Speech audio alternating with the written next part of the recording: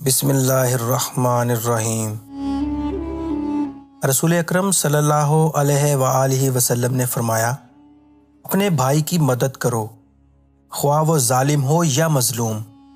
مظلوم کی مدد یہ ہے کہ ظالم سے اسے چھڑایا جائے، اور ظالم کی مدد یہ ہے کہ اسے ظلم سے باز رکھا جائے۔ کسی انسان کے دل میں ایمان اور حسد اکٹھے نہیں رہ سکتے۔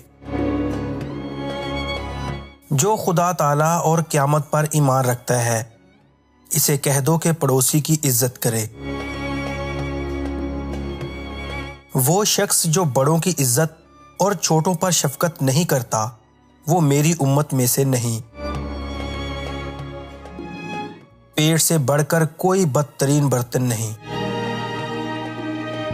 جو شخص اس بات سے خوش ہو کہ لوگ اس کے لیے تعظیمانہ کھڑے ہوں، وہ اپنا ٹھکانہ آگ میں سمجھے۔ دنیا کی کوئی چیز تمہارے پاس نہ ہو، لیکن یہ 4 چیزیں ہوں تو تمہیں کوئی نقصان نہیں: راست گفتاری، حفظ ایمانت، خوش خلقی، غذائے حلال۔ اللہ تعالیٰ کے نزدیک 2 قطروں سے بڑھ کر کوئی قطرہ پسندیدہ نہیں۔ اول آنسو کا قطرہ جو خوف خدا میں نکلے، اور دوسرا خون کا قطرہ جو راہ خدا میں گرے۔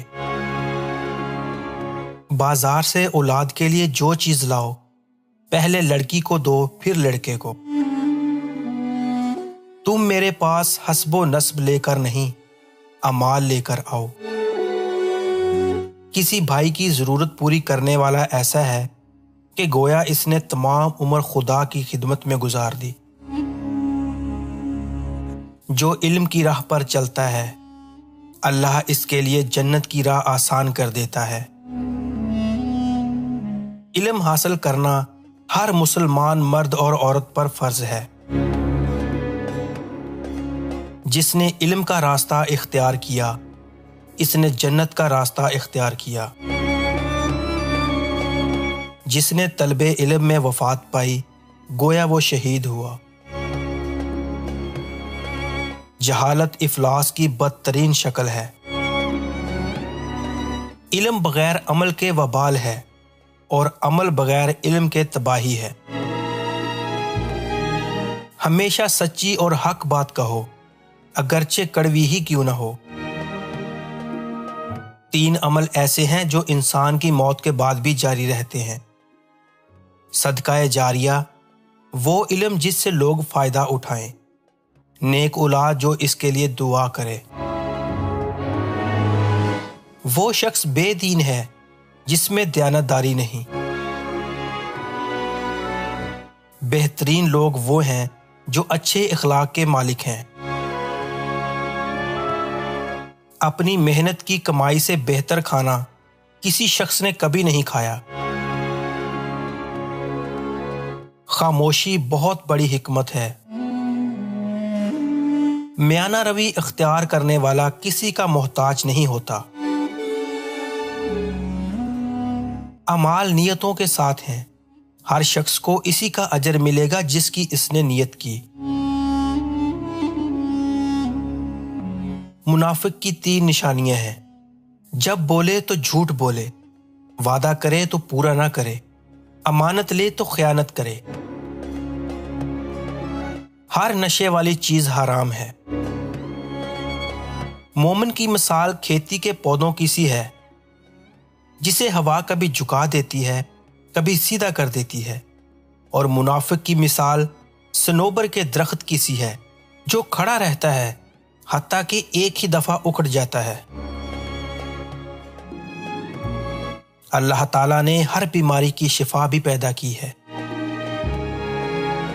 دنیا میں اس طرح رہو گویا تم پردیسی ہو یا راہ چلنے والے۔ ایمان اور بخل ایک جگہ اکٹھے نہیں ہو سکتے۔ وہ ذلیل ہوا جس نے بڑھاپے میں والدین کو پایا اور ان کی خدمت کر کے جنت نہ حاصل کی۔ تم میں سے بہتر وہ ہے جو قرآن سیکھے اور دوسروں کو سکھائے۔